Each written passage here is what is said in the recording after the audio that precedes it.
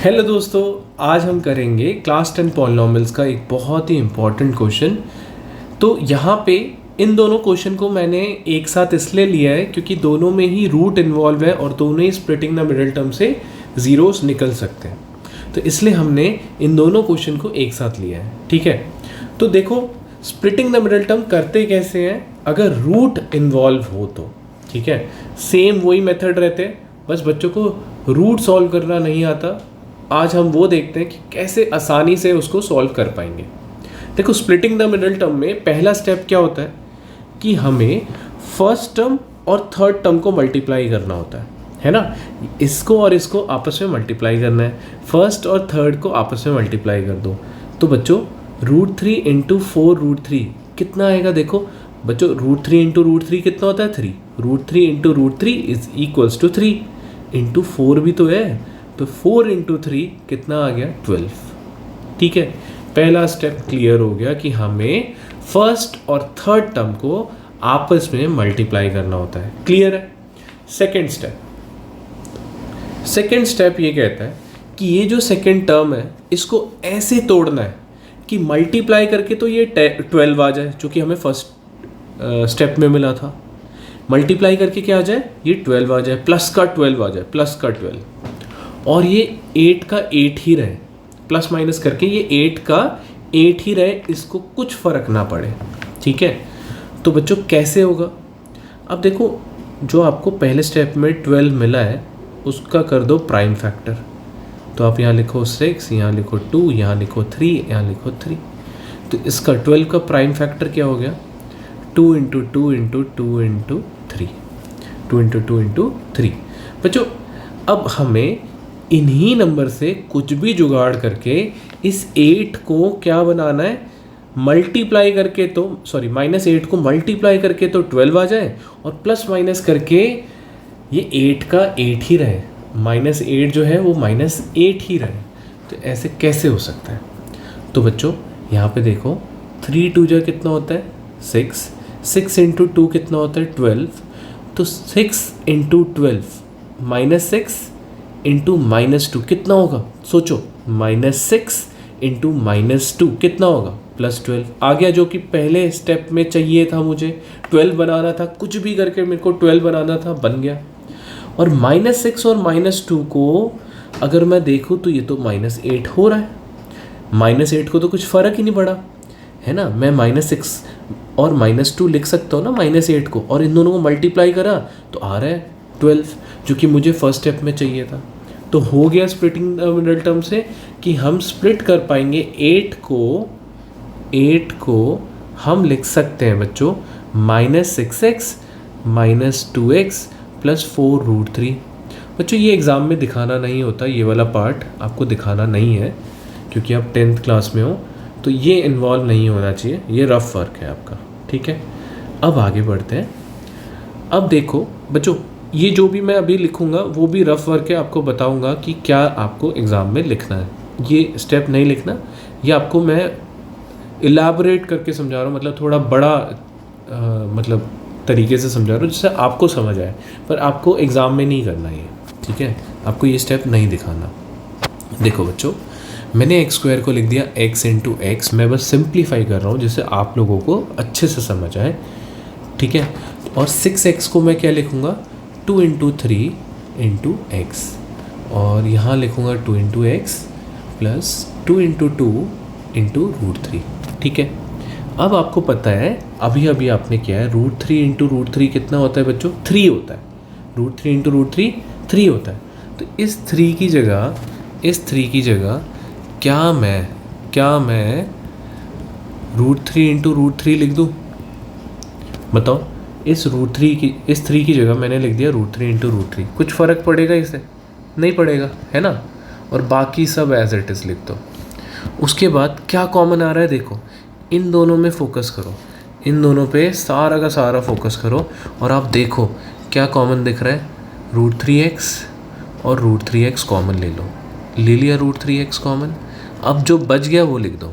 क्या क्या बच गया? x बच गया, x लिख दो, माइनस लिख दो, 2 इंटू √3 बच गया, और कुछ बच रहा है? नहीं। अब आगे देखो इनमें क्या कॉमन दिख रहा है, 2 कॉमन दिख रहा है, 2 कॉमन दिख रहा है, और कुछ कॉमन दिख रहा है नहीं, तो हम लिख देंगे -2 और जो बच गया वो लिख दो, x लिख दो। देखो माइनस माइनस यहाँ पे मैंने इसीलिए प्लस लिखा है, ठीक है। ब्रैकेट के बाहर अगर माइनस होता है अंदर के साइन चेंज करने होते हैं, ठीक है बच्चों। माइनस और यहाँ पे प्लस है बच्चों, प्लस माइनस क्या होता है, माइनस लिखो और 2√3। बच्चों याद रखना स्प्लिटिंग द मिडिल टर्म में जो ये आएगा वही यहाँ पे आना चाहिए, सेम वैल्यूज़ आनी चाहिए। यहाँ x माइनस 2√3 है तो यहाँ पे भी x माइनस 2√3 है, तब भी आप सही कर रहे हो, ठीक है। इतना क्लियर है। तो अब आप लिख दो x माइनस 2√3, एक बार कॉमन ले लो, इसको और इसको कॉमन ले लिया, यानी कि इसको एक बार लिख दो और जो बच गया, क्या बच गया, √3x माइनस 2, √3x माइनस 2 उसको अलग लिख दो, ठीक है। इतना क्लियर है। ये दोनों हमने लिख दिया यहाँ और इसको मैंने लिख दिया यहाँ, ठीक है, क्लियर है। उसके बाद x माइनस 2√3 इक्वल्स टू लिखो 0, इसको हमने 0 के बराबर लिख दिया, ऐसे इसको भी 0 के बराबर लिख दो, ठीक है। आराम आराम से करना ये सब। और x इक्वल्स टू बच्चों ये माइनस का उधर जाके क्या हो जाएगा बताओ, प्लस का 2√3 और √3x इज इक्वल्स टू क्या आ जाएगा 2, ये माइनस का उधर जाके प्लस हो गया। फिर x इक्वल्स टू 2/√3, ये एक 0 आ गया और ये दूसरा 0 आ गया, 2 0 आएंगे क्योंकि ये क्वाड्रेटिक इक्वेशन है, हाईएस्ट पावर 2 है, हाईएस्ट पावर 2 है तो 2 0s आएंगे, ठीक है, क्लियर। अब बच्चे करते हैं सेकंड पार्ट को। सेकंड पार्ट भी बहुत अच्छा क्वेश्चन है। तो हमें क्या करना होता है, इस फर्स्ट को इस थर्ड से मल्टीप्लाई करना है, पहला स्टेप। ये क्लियर है आपको, तो करो। ये रफ वर्क होना चाहिए, तो यहाँ रफली कर लेते हैं क्या, 4√3 इंटू माइनस 2√3।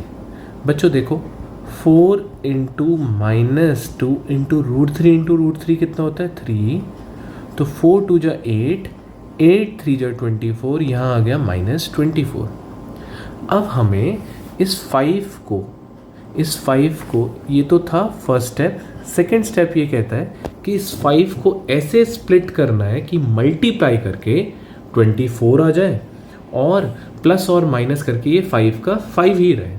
तो ये तो काफ़ी सिंपल है, क्योंकि देखो 8 3 जा आपको पता है 24 होगा, पर यहाँ पे माइनस का साइन आ रहा है, तो यहाँ पे कहीं ना कहीं तो माइनस होना चाहिए, या तो इसके पास माइनस होना चाहिए या तो इसके पास माइनस होना चाहिए। तो वो डिपेंड करेगा अपने 5 पे। 5 के आगे किस चीज़ का साइन है, प्लस का। तो 5 के आगे अगर प्लस का साइन है तो बच्चे इससे ये क्लियर हो गया कि 8 के आगे प्लस का साइन होगा। क्यों होगा, रीज़न समझो। 8 और 3 में बड़ा कौन है, आप बोलोगे 8 बड़ा है। 8 के आगे किस चीज़ का साइन होना चाहिए, प्लस का। रीज़न बोलोगे क्योंकि 5 के आगे प्लस का साइन है, तो बड़े के आगे 8 और 3 में बड़ा कौन है, 8 बड़ा है, तो 8 के आगे किस चीज़ का साइन होना चाहिए, प्लस का। तभी तो यहाँ प्लस आएगा आंसर में। 8 में से 3 गए तभी तो +5 आएगा ना। अगर मैं ऐसे लिख देता तो सोचो -8 + 3, तो आप बोलते -5 आएगा, पर भाई यहाँ तो +5 है, तो इसलिए हमने क्या किया, -8 ना करके +8 लिखा। क्लियर है, क्योंकि यहाँ क्या है, +5 है, ठीक है। तो बड़े के आगे प्लस का साइन आएगा। क्लियर है इतना। तो हमें ये क्लियर हो गया कि 3 के आगे क्या है, माइनस का साइन, और 8 के आगे होगा प्लस का साइन। तो अब आगे बढ़ते हैं।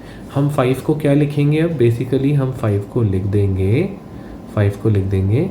8x minus 3x minus 2√3। ठीक है, क्लियर है। अब बच्चों देखो, अच्छा मैं पिछले क्वेश्चन में बता देता हूँ कि आपको रफ में ये वाला रफ था, ये स्टेप, और ये स्टेप भी रफ था।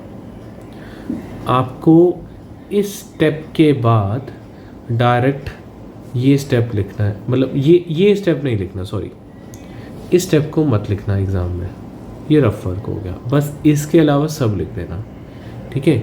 ये वाला स्टेप क्या हो गया, रफ वर्क, बाकी सब आप लिख देना, ठीक है।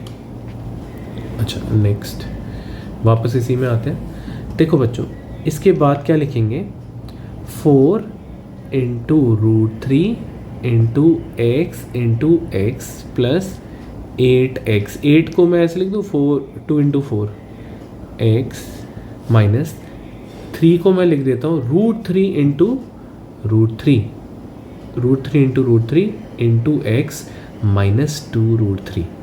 ठीक है, अब देखो क्या क्या कॉमन दिख रहा है। अब हमें ध्यान देना है क्या क्या कॉमन है। 4 कॉमन है बिल्कुल, x कॉमन है बिल्कुल, यहाँ देखो दोनों में कॉमन है 4 और x, तो ले लो कॉमन, 4x कॉमन ले लिया।